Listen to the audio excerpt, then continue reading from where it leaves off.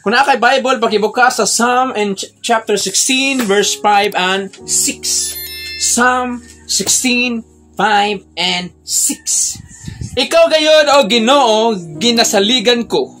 O gihatagan mo ako sa tanan kong gikinahanglan, ang akong kinabuhi anaa sa imong mga kamot. Pagkaanindot gayod sa dapit, nga gihatag mo kanako, pagka maayo gayod ni ini. Wow. Lami kay mga lagad sa Ginoo kung nakaila ka sa Ginoo. Kaya kung di ka kaila sa Ginoo, dali po ka makuan, maluyaw, palikod.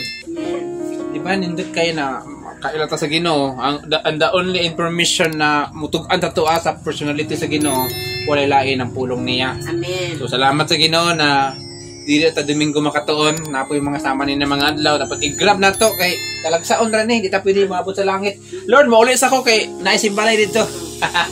Now, post na ako in Salmo 16, 5 ug 6. Ikaw ra gayod o Ginoo ang gisaligan ko. Ato ba ni naingon? Maingon ni mo ni kung kaila ka sa Ginoo. Ikaw ra gayod o ra gayod lalong gipag Bisaya. O Ginoo ang gisaligan ko. O gihatagan mo ako sa tanan kung gikinahanglan. Amen. Wow, grabe talaga ni David, no? Ang akong kinabuhi nasa imong kamot. O napabagay kadlukan kaya ang imong kinabuhi nasa iyang kamot. Pagkaanindot gayud sa dapit nga gihatag mo kanako, pagkamaayo gayud ni ini. Wow. Ikalima nga benepisyo pag makilala nimo ang Dios. Amen. Yes. To have a joyfully content. Kanang makontento ka ba? Ug malipayon ka, joyfully content. It means na kung unsay naa sa imo kabalo ka magpasalamat. Salamat Lord na napagbibuhat. Amen. Salamat Lord no sa akong gikaon. Salamat Lord bisan sa pagsulay kay naa ka. Amen. Pero kung kaila sa Ginoo, iyayaw diri, iyayaw dito. Sana po yung problema! Woo! Untang-tang pangalagan! Pero makaila ka sa Ginoo, thank you Lord. Na naman, kaingon sa pulong sa Ginoo, walay pagsulay na mag-abot sa imo na di mo kaya. 1 Corinthians chapter 10 verse 13. Kung bugaat kayo, ingon po ng Bible na nag-ingon na po sa 1 Peter 1 verse 7 na ang imong pagtuo sama sa bulawan ginasulayan. Kung makaingon ka grabe ni bugaat taan ni Lord, kinaay katuyuan. Kung makaila ka sa Ginoo, iluwas ka sa Ginoo dili pantuson para iambit niya ang himaya para sa imo. Nindot kay pagkakuano ang experience ni David Manggod kung atong i-describe nindot kayo kay ingon niya ikaw ra gayud o Ginoo ang gisaligan nako. At that time grabe. Tago diri, tago didto, ingon ang hari na si Saul. Dakpan ninyo. Kauban niya yung mga veteran na mga sundalo 3,000 kabuok. Pinili gyud kayo. Nadakpo si David pero wala gyud gipadakop sa Ginoo si David. Kaduha ka beses.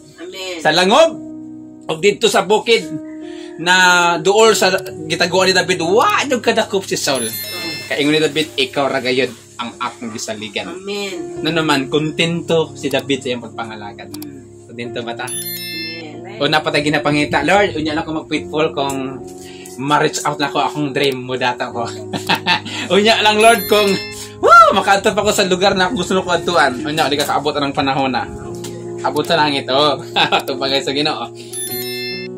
Si David, ang kinabuhi ni David was full of strife, but also full of God. Ang kinabuhi ni David, puno sa kasamok, pero puno po sa Diyos. Amen.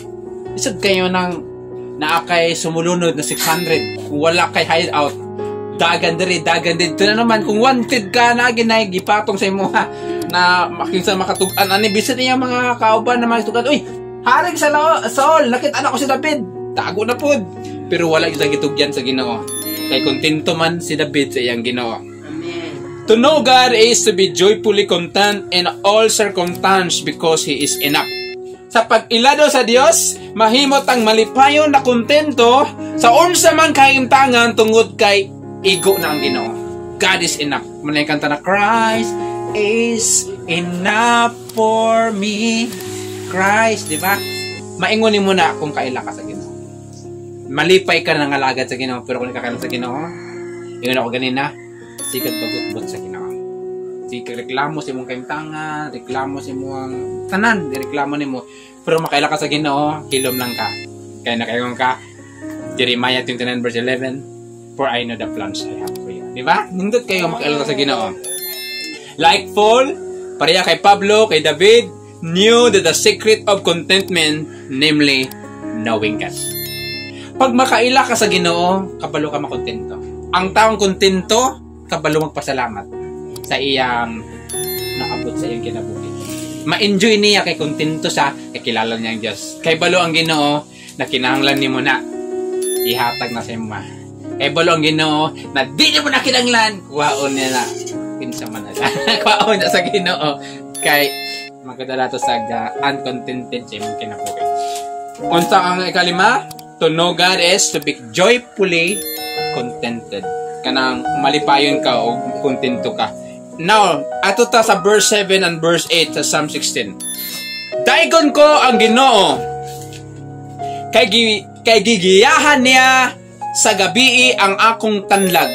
Lalo ni bisayang tanlag, no? Kabalo mo tanlag? Tanlag. O ako ang kinabuhi sa banisa. Ako ang tanlag, naglandab kanako. Ang Ginoo gisunod nako sa kanunay ug wala ko'y gikahadlukan kay anaa man siya sa akong duol. Oh?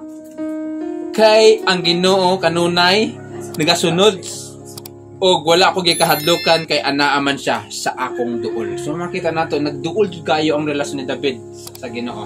Ikaunom na benepisyo if we know God. To know God is to be faithfully guided. Kanang i-guide ka sa Ginoo ba? Pag makaila ka sa Ginoo, natural para sa imo pag mawala ka sa Ginoo, kahit nasayod ka na ang imong kinabuhi, maglatagaw gyud. Mawala jud ka sa passing pag mawala ang kwan sa Ginoo guidance. Pero kung kaila ta sa Ginoo, nang di ta mabala ka. Ingon niya, wala ko gikahadlokan kay anaa man siya sa ako ang duol. Grabe jud ka suod si David og sa Ginoo. Now in verse 9 to 11, busa mapasalamaton og malipayon ako kaayo og nagpuyo nga malinawon. O see? Mao na ang epekto, dili epekto o impacto o epekto pag makaila ka sa Ginoo o sa metabos nimo daw mapasalamaton ka og malipayon. Kinsa na ang mapasalamaton og malipayon? Kaya ang kalipay, wala na nag-agad sa kabagaon sa kwarta si mong pulsa. Amen. Kaya ang kalipay na adri na eh. Bisan na wala tayong pamilya o tadiya, wala tayong mga kwartahan kayo na masuporta tuwa, pero ang imong kasing-kasing buhong sa presensya sa Ginoo, malipayin ka. Kaya na mag-ismail, tulog ka na, bisin walay aircon. Busa mapasalamaton og malipayon ako kaayo ug nagpuyo nga malinawan. Say, muna ang purpose na nakaila ka sa Ginoo. Kay gipanalipdan mo ako gikan sa gahom sa kamatayon. Wow. Nag-alagad ako kanimo nga matinud-anon busa dili mo ako itugyan ngadto sa kalibutan sa mga patay. So, di pa kakuwaon sa Ginoo, di pa kukuwaon sa Ginoo. Manaling kalibutan sa mga patay, lugnanan na siya. Gitultulan mo ako sa dalan paingon sa kinabuhi. Ang imong presensya nagahatag ka na kog tumang kalipay og nagdalag katagbawan hangtod sa kahangturan. Pag makaila ka sa Ginoo, malipay jud ka, ganahan ka mo simba sa Ginoo. Ingon niya ang imong presensya naghatag ka na kog tumang kalipay. Dili lang kalipay kini. Grabe jud. Kana magsimba ka ba na lipay kay ka, salamat ka simba ko Lord. Bisin layo akong balay, bisin way kwarta wa kay pamahaw. Naman, kaila man ka sa Ginoo kay puntos man to nimo, naka-record man to sa. Pero kung nagkakaila sa Ginoo, ay, kapoy. Sunod na lang ako masimba, sunod tuig. Kapoy. Di ba? Pero makaila ka excited ka masimba sa Ginoo. Last, to know God is to claim Jesus' future as my own. Kung makaila ta sa Ginoo, i-claim nato ang himaya ni Jesus sa palaabuton na ato apod. Di ba ingon ni Jesus, siya pagahimayaon, kita usa pagahimayaon. Moadto sa kalibutan si Jesus para kuwaon ta. Og mobalik si Jesus ikaduha, uban na ta dito sa Jerusalem. So, unsa daw ang kapito? To know God is to claim Jesus' future as my own. So, importante kayo na padayon ta sa pagtuon, padayon ta sa pagtukib, padayon ta sa pagsusi. May tabo lang na kung mamati ta sa mga simbalay ng mga wali og natay personal na pag-untikay sa ato ang mga Biblia diha. O basta kung okpok na sig abri diha o unsa ba diha o anay na nagikot-kot na sa. So kung di ta kakita, di ta kaklaro na ay mapamagi ang Ginoo, atin tag mangin ani nga buluhaton para makabati ta para sa kasimana atong dalunggan makabatig pulong sa Ginoo. Kaya kung Domingo ra ta mamatig pulong sa Ginoo, ang Lunes ngadto sa Sabado, grabe mga discouragement. Pero kung naatay panahon mamati sa pulong sa Ginoo, ang yawa sige nag-atake di lang undang. Adlaw gabi ka trabaho na. Pero kung naipulong sa Ginoo, babagan pulong sa Ginoo ang mga discouragement na ilabay sa yawa sa tuwa. Tuos mo na ako. To know God, to be joyfully content.